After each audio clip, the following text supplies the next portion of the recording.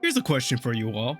How does a cheap format where the average price of a deck hovers in the $15 range, a simplified format where there's plenty of deck diversity without the baggage of having your opponent perform 10-minute combos, and finally, a nostalgia-riddled format that allows players to relive duels from the anime sound to you? If any of that piqued your interest, then there's a good chance that you'll probably enjoy Speed Duels. Now then, there's a high likelihood that you've probably never heard of Speed Duels, or possibly that you've heard of Speed Duels but quickly wrote it off as some lame, boring ripoff of Duel Links. Despite Speed Duels' lack of recognizability by the greater part of the Yu-Gi-Oh community, it has actually become one of my personal favorite ways to enjoy Yu-Gi-Oh! And keep in mind, I say this as someone who still enjoys playing the current TCG meta, someone who often still plays on Master Duel and even Duel Links.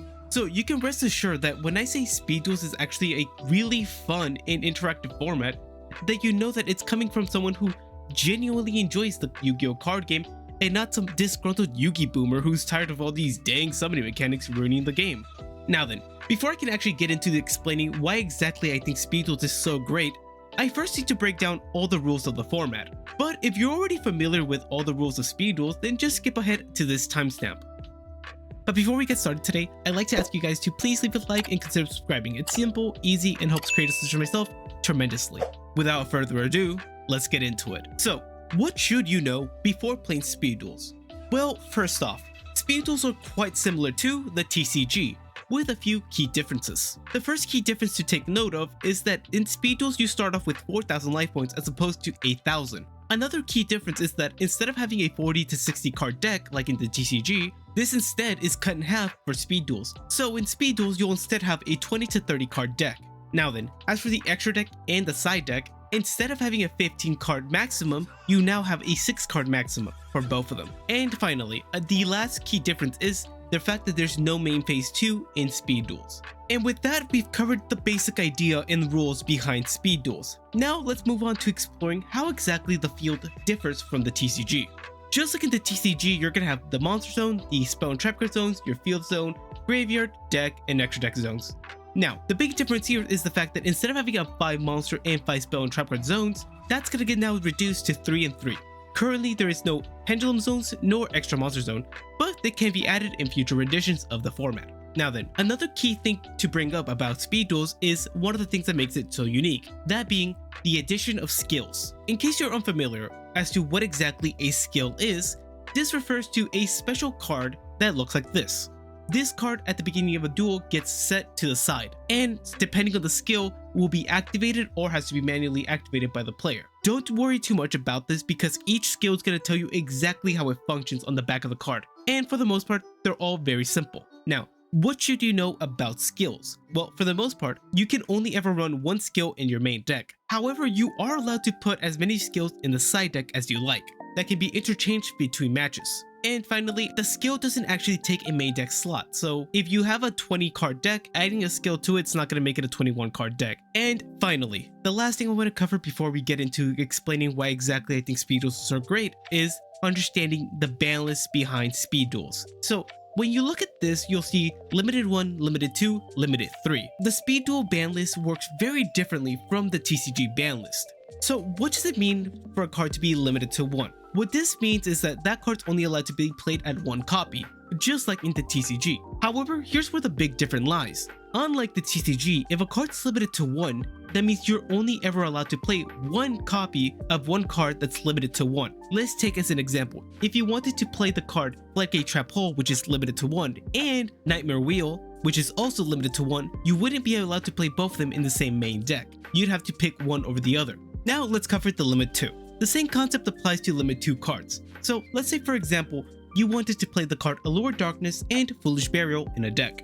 Both these cards are limited to 2. However, if you wanted to play these cards, you could either have to choose to play 2 Allures or 2 Foolish Burials, or if you wanted to, you could also mix and match, playing 1 Allure plus 1 Foolish Burial. And finally, we have Limit 3 cards, which works similarly to the last 2, and I'm sure you can figure out what this means. With Limit 3 cards, you're only allowed to play up to 3 copies of a Limited 3 card.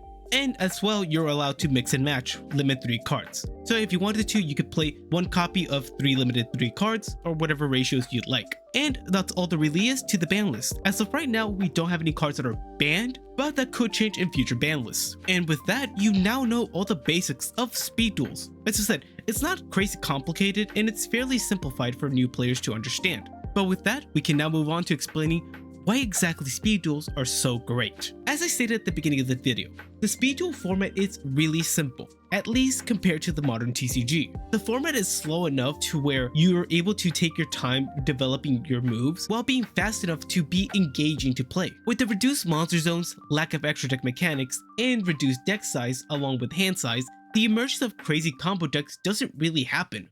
However, with me saying this, I don't want you to think that every single deck in the format is just T-setting and passing. No, not even close. As I said, the speed duel format is crazy diverse and continues to grow as new sets are released. As an example, one of my favorite decks currently to play in speed duels is Vampires. They have amazing cards like Vampire Retainer, Vampire Familiar, and even crazy spell and trap cards for the deck. But this deck doesn't feel broken when you play against it and feels fairly balanced, while allowing me to perform explosive combo plays that feel very fair. The speed duel format is very reminiscent of GOAT format, and you could even make an argument that it feels reminiscent of formats ahead of that, with decks like Ritual Angel and Vampires running about. Furthermore, I really believe that Speed Duels truly captures that magic that old Yu-Gi-Oh had. The battle to out-resource your opponent, the hyper-interactive states of a duel that will span multiple turns that doesn't really seem to happen anymore in modern Yu-Gi-Oh, where OTKs can manifest out of nothing. But that's just my first reason as to why I think you should give it a try. As to my second reason, as I said at the beginning of the video, speed duels are super affordable, which is awesome since this tends to be one of the great hurdles players trying to get into any TCG seem to face. The average price for a competent deck in the TCG tends to hover around the $100 range, and keep in mind, I said competent, not competitive. This is considered to be a budget deck in the modern era of the TCG. While if you want to play a top tier deck, you should expect to spend anywhere around the $500 range. While if you go onto websites like TCG Infinite, you'll see that most of the decks are very cheap, and the most expensive decks tend to peak around the $30 range, which can be cut down dramatically depending on what cards you choose to use. But for the most part, finding decks that are around like $5 is not weird at all. It's actually quite common. And here's the thing, these $5 decks aren't bad at all. They're pretty decent on their own. Now, why exactly are these cards so cheap? Well, the main reason for the low prices of all these decks is because a lot of them tend to use cards from the Speed Duel boxes. In case you're unfamiliar with what I'm talking about, back in December of 2020, Konami decided to release the Battle City box, which was a sealed static set that claimed to have 8 playable decks with a pool of 200 cards. And I'll be the first to say that this was one of the greatest products ever released, in my humble opinion. The great aspect of them is the fact that they're all static. That means that every single card in that set is guaranteed, bringing down the prices of all the cards whenever they go in the secondary market. But if you're someone that still enjoys being able to open boxes for the mystique of what you can possibly pull, well, just keep in mind that these boxes tend to have roughly like 8 secret rares that can span of a pool of like 24 cards. So that gives you a little bit of fun whenever you're pulling. And may I just say, the Speed Duel secret rares are some of the best looking cards in Yu-Gi-Oh! Like, non-ironically, just take a look at some of these Speed Duel secret rares. They are beautiful. Now, if you're not sold on this yet, here's the best thing about Speed Duels. The fact that all Speed Duel cards are compatible with TCG play, meaning that any cards that you pull for Speed Duels will be allowed to be played in any TCG legal deck you may have. So if you end up buying any Speed Duel product, it won't be just automatic trash if you end up not liking the Speed Duel format. And here's the final thing that I want to sell you guys on for Speed Duels, and that is the fact that Speed Duels is such a relaxed and fun format for people that just want to have a good time. Here's the thing, Speed Duels allows people to play it in almost any way they like, to the point where you're allowed to almost essentially RP as your favorite anime character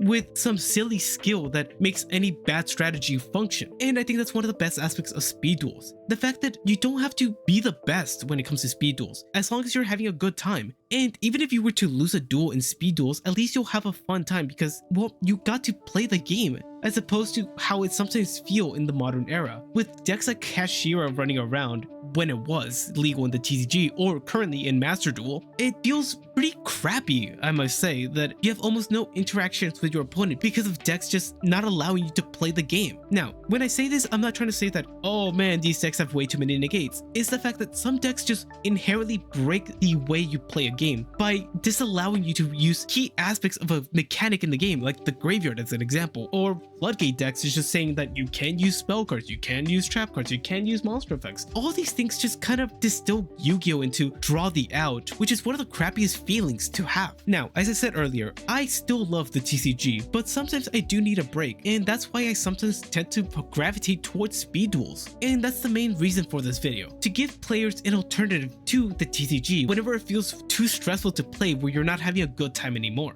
To bring you back to a simpler time when Yu-Gi-Oh felt, well, a little more fun and more interactive. But that's where I'll leave you with today's video. I hope you guys really do give speed duels a try, and let me know in the comments below if you've ever tried speed duels or if you're planning on trying it out in your future endeavors. But if you did end up enjoying today's video, I'd really appreciate it if you could leave a like and subscribe. It's simple, easy, and helps creators such as myself tremendously. But with that out of the way, thank you so much for stopping by and have a wonderful rest of your day. Bye.